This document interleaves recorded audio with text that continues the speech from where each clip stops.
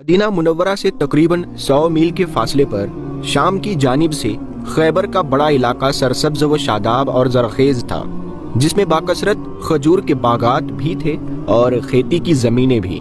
उन्हीं खेती की ज़मीनों और बागात के दरमियान मुख्तलिफ नामों के चंद मजबूत किले थे। मदीना से जिला वतनी होकर यहूदी उन किलों में आबाद हो गए थे और तमाम किलों का मुश्तरका नाम खैबर था, जो एक दूसरे से कुछ फासले पर मौजूद थे।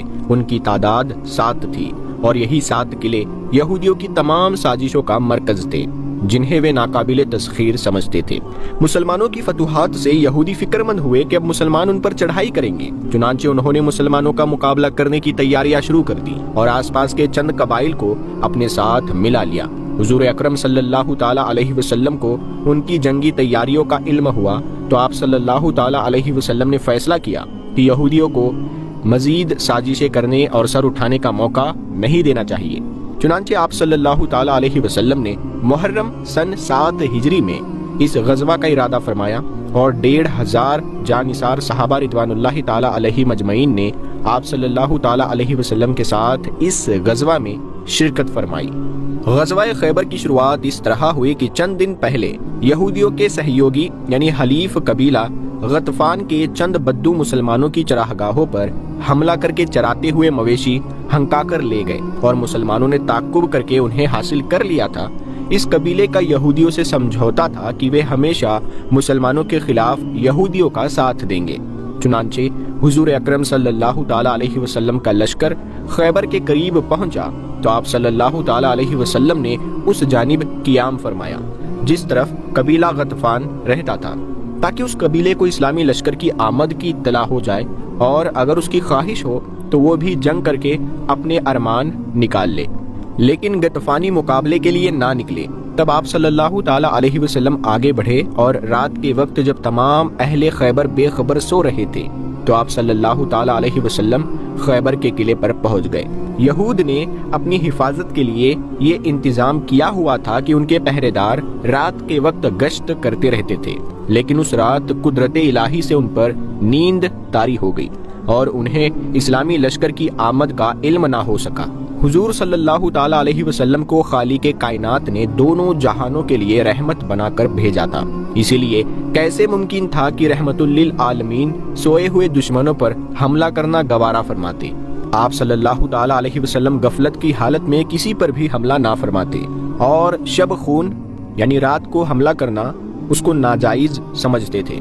इसीलिए आप सल्लल्लाहु ताला अलैहि वसल्लम ने रात को जंग का इंतजाम फरमाया और सुबह सफबंदी फरमाई। सुबह के वक्त जब यहूदी अपने खेती के आलात लेकर काम काज के लिए बाहर निकले तो इस्लामी लश्कर को सामने पाकर चिल्लाए, अल्लाह की कसम, मोहम्मद सल्लल्लाहु ताला अलैहि वसल्लम पूरा लश्कर लेकर हमला आवर हुए हैं, और वो उल्टे पांव किले में घुस गए।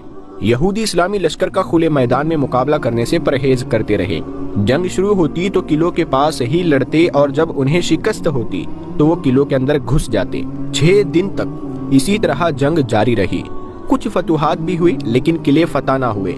आखिर हुजूर पाक सल्लल्लाहु ताला अलैहि वसल्लम ने हजरत मोहम्मद बिन मुस्लिमा रदी अल्लाह ताला अन्हु से फरमाया, कल मैं उस शख्स के हाथ में झंडा दूंगा जो अल्लाह और उसके रसूल सल्लल्लाहु ताला अलैहि वसल्लम से मोहब्बत रखता है और अल्लाह और उसके रसूल सल्लल्लाहु अलैहि वसल्लम उससे मोहब्बत रखते हैं। वो पीछे ना हटेगा और हक के ताला उसके हाथ पर इस मुहिम को कामयाब फरमाएगा और फतह अता फरमाएगा और उसे तेरे भाई के कातिल से बदला लेने का मौका भी अता फरमाएगा। हर सहाबी रिदवानुल्लाहि ताला अलैहि मजमईन ख्वाहिशमंद था कि झंडा उसे नसीब हो, लेकिन दूसरे रोज हुजूर अकरम सल्लल्लाहु ताला अलैहि वसल्लम ने हजरत अली रदी अल्लाह ताला अन्हु को तलब फरमाया। आप सल्लल्लाहु ताला अलैहि वसल्लम को बताया गया कि उन्हें आशोबे चश्मा यानी आँख आना है, तो आप सल्लल्लाहु ताला अलैहि वसल्लम ने हजरत अली को बुलाकर अपना मुबारक लुआबे दहन उनकी आंखों में लगा दिया और फरमाया कि बिस्मिल्लाह करो। चुनांचे हजरत अली रदी अल्लाह ताला अन्हु की आंखें फौरन अच्छी हो गई। तब हुजूर सल्लल्लाहु ताला अलैहि वसल्लम ने झंडा उन्हें अता फरमाया। हजरत अली रदी अल्लाह ताला अन्हु ने लश्कर के साथ आगे बढ़कर किले का मुहासिरा कर लिया। आप रदी अल्लाह ताला अन्हु की बेमिसाल शुजाअत के बाइस यक्के बाद दीगरे खैबर के किले फतह हुए और उनसे बेशुमार माली गनीमत मुसलमानों के हाथ आया। सबसे पहले जो किला फतह हुआ उसका नाम कमूस था। یہ قلعہ تمام قلعوں سے زیادہ مضبوط تھا۔ وہاں کے یہود نے جنگ کیے بغیر اپنا مال و دولت مسلمانوں کو دینا گوارا نہ کیا اور جنگ پر آمادہ ہوئے۔ چنانچہ دونوں طرف سے صف بندی ہوئی۔ حضرت علی رضی اللہ تعالیٰ عنہ قلعہ قمص کے نیچے آئے اور انہوں نے اپنا جھنڈا پتھروں کے ایک ٹیلے پر گاڑ دیا۔ یہودیوں میں سے ایک نے پوچھا کہ آپ کون ہیں؟ حضرت علی رضی اللہ تعالیٰ عنہ نے جواب میں بتایا کہ میں علی بن ابو طالب ہوں۔ اس یہودی نے کہا کہ میں نے توریت میں تمہارے صفات پڑھے ہوئے ہیں۔ اس کے بعد جو یہودی سب سے پہلے حضرت علی رضی اللہ تعالیٰ عنہ کے مقابلے کے لیے قلعے سے باہر نکلا وہ حارث تھا، جو مرحب کا بھائی تھا۔ وہ بہت نیڈر اور بہادر تھا، مگر جب اس نے مقابلہ کیا تو حضرت علی کے ہاتھوں قتل ہو گیا۔ اس کا بھائی مرحب مشہور پہلوان تھا۔ وہ 1000 آدمیوں سے تنے تنہا لڑنے کی طاقت رکھتا تھا۔ حارث کے قتل ہونے پر وہ اپنے بھائی کا انتقام لینے کے لیے میدان میں آیا اور اپنے ساتھ بہادروں کی ایک جماعت بھی لے کر ساتھ آیا۔ اس نے حضرت علی رضی اللہ تعالیٰ عنہ پر حملہ کیا، لیکن حضرت علی رضی اللہ تعالیٰ عنہ نے اس کا وار ناکام بنا دیا۔ پھر ذوالفقار حیدری ایک ہی اس کی ضرب پر مرحب کے 2 ٹکڑے ہو گئے، یعنی اس کے سر کے 2 ٹکڑے ہو گئے۔ مرحب کے مرتے ہی یہودی اپنے قلعے کی طرف بھاگنے لگے، کیونکہ ان کا مشہور پہلوان 2 ٹکڑے ہو کر پڑا ہوا ہے۔ یہود بھاگے تو حضرت علی بھی ان کے تعاقب میں بڑھے۔ ایک یہودی نے آپ کے دستے مبارک پر ایسا وار کیا کہ آپ کے ہاتھ سے ڈھال زمین پر گری اور دوسرا یہودی وہ ڈھال اٹھا کر بھاگ نکلا۔ حضرت علی رضی اللہ تعالیٰ عنہ نے اس وقت جوش کے عالم میں خندق کو فاندہ اور قلعے کا آہنی دروازہ پکڑ کر اللہ اکبر کا نعرہ لگاتے ہوئے اکھاڑ کر ہاتھوں پر اٹھا لیا اور گھما کر دور پھینک دیا۔